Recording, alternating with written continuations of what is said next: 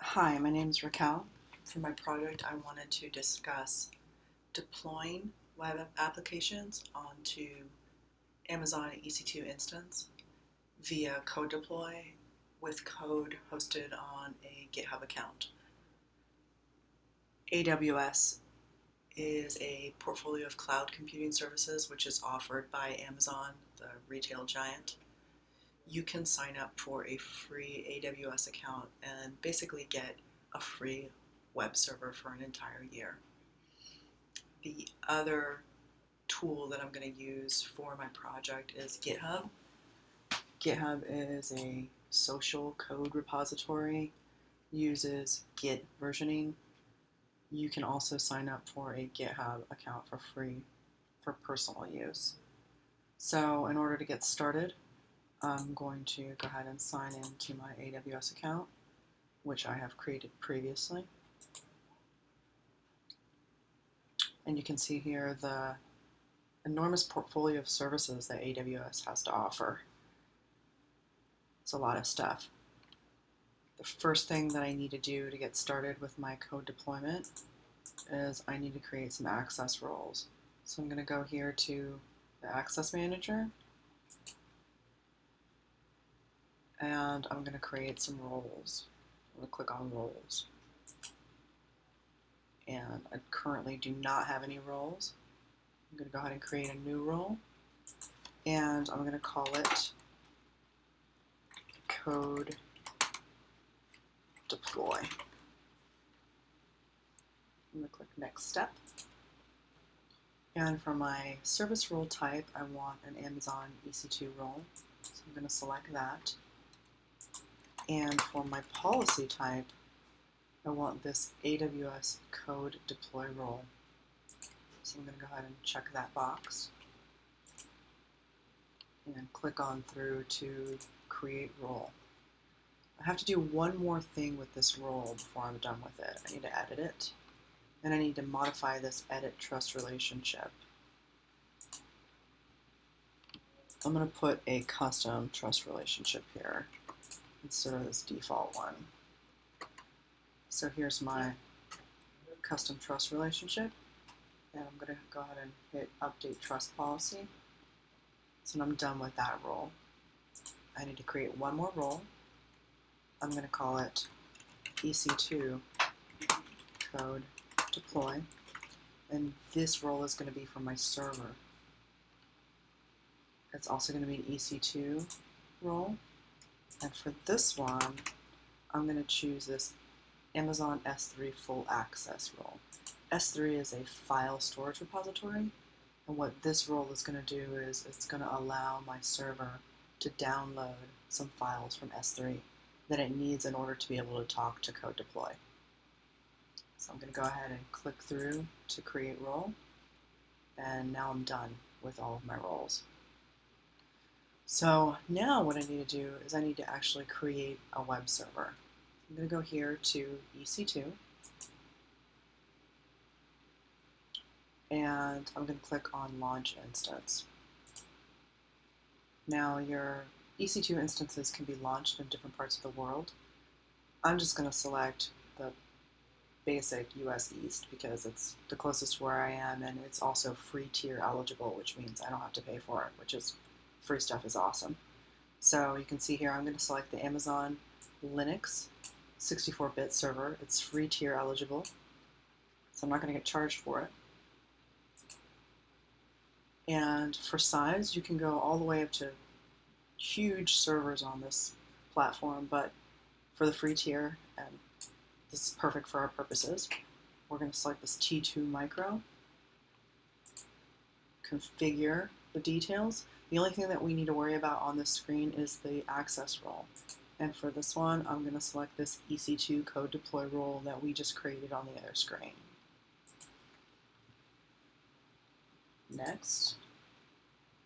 Don't need to worry about any of this. We're not going to use a lot of server space.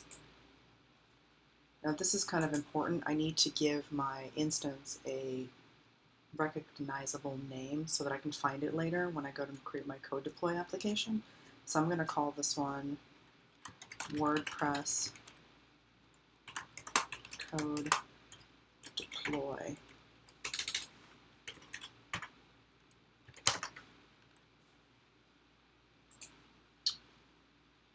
For the security group, I'm going to select an existing security group. It's a very insecure group, but for our purposes, it's going to work just fine. Now we can launch that instance.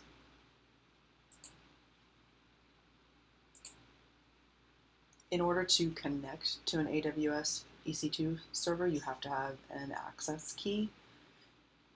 AWS will create a default key for you, and we're just going to go ahead and use that existing default key and launch the instance. So now the instance is launching, and this can take a little bit to finalize.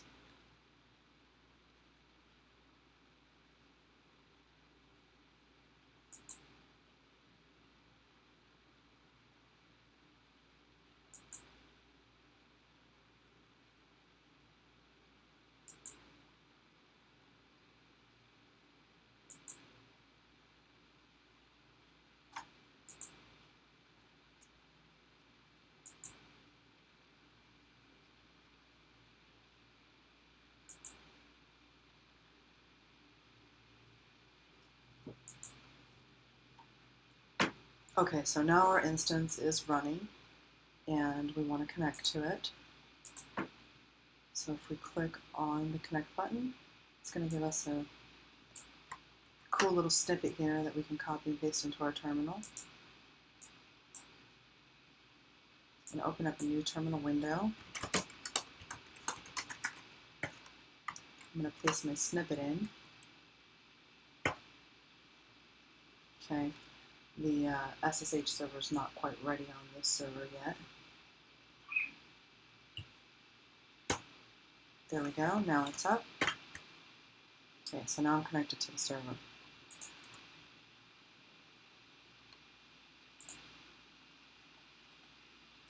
So now that I'm connected to the server, I need to just run a couple of things on here to get it ready for the code deploy integration. I need to install the AWS command line tool.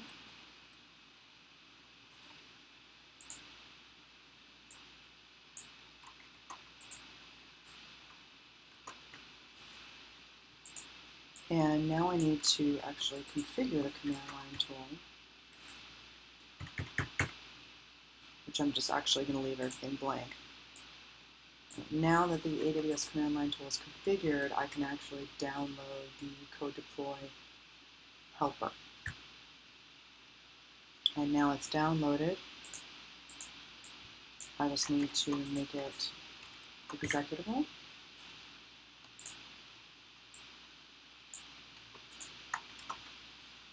And now I'm actually going to install the helper. Okay. Now it's installed.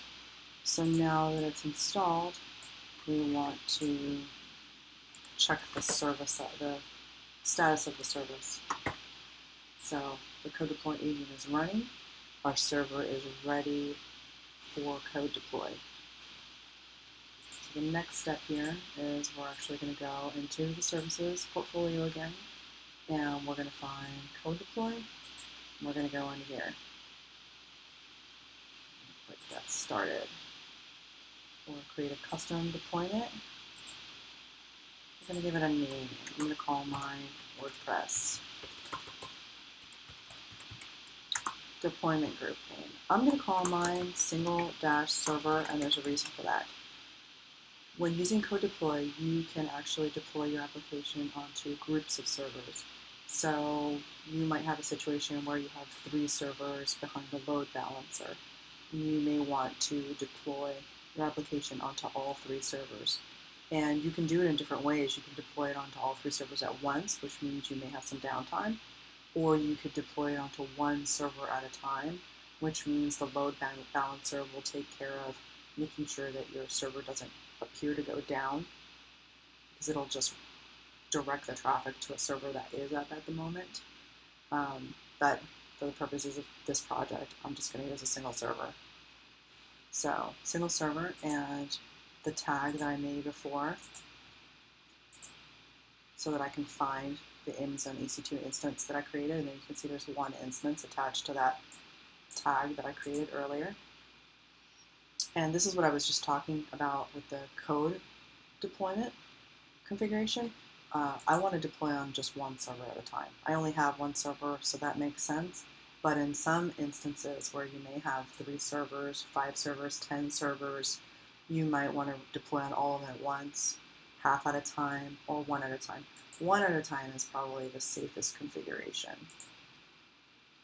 And here for the service role, we're going to pick that role that we created earlier, code deploy. Okay, so now this is good to go.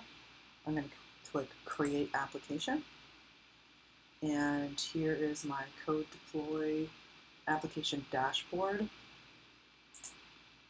And you can see I've never attempted to deploy anything onto this deployment group. So I'm going to go ahead and deploy a new revision right now.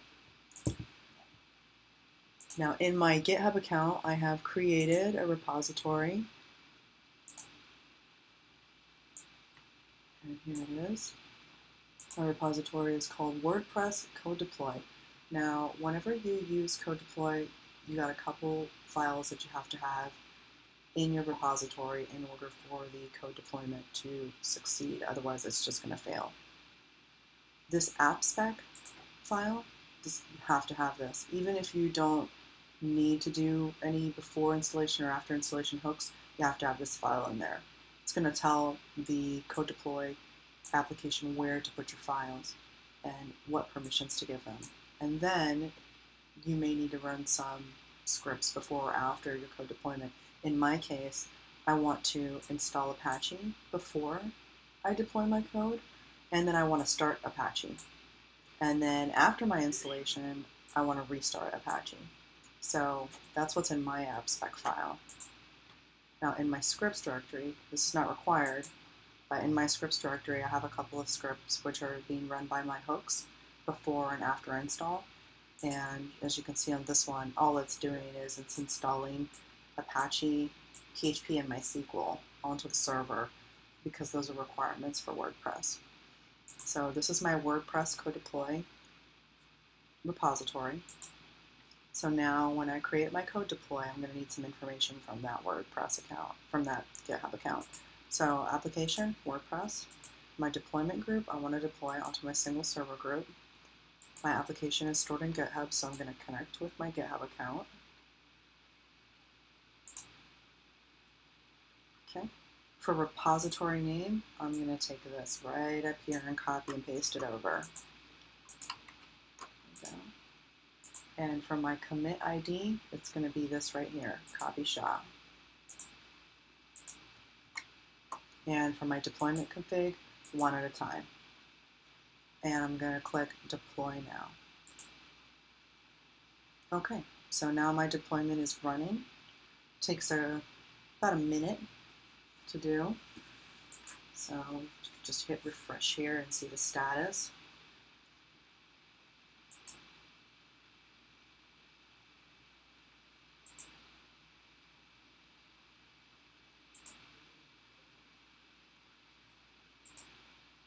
Oh, there we go.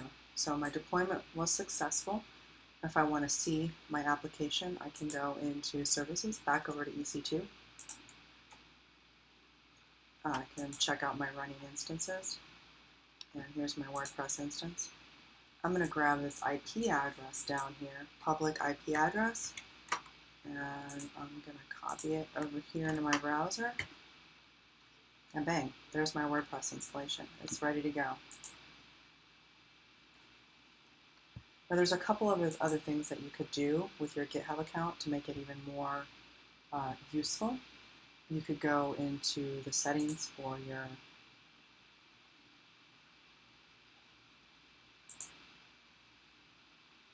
repository. Oh, come back. And here underneath webhooks and services, you could actually configure your GitHub repository to automatically deploy your code every single time you check new code into GitHub. So I would do add service, AWS code deploy, and I would fill in the information from my code deploy application in here.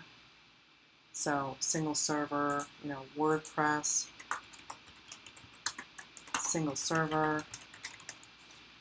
I would need a couple of AWS access keys there. I would need to put US East -1 here.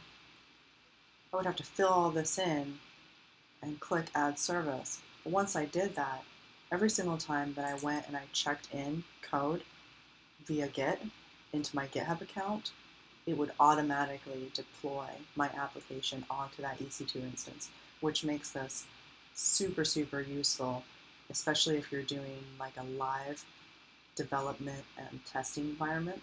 You can check into like the dev branch of your GitHub repository, and it'll update your development EC2 server. And if you check it into your master branch, it will update your live production EC2 server. So this could really make your workflow as a web developer very, very streamlined and automated. So that's it. That's my project. I hope you enjoyed it, and I hope everybody had a great semester.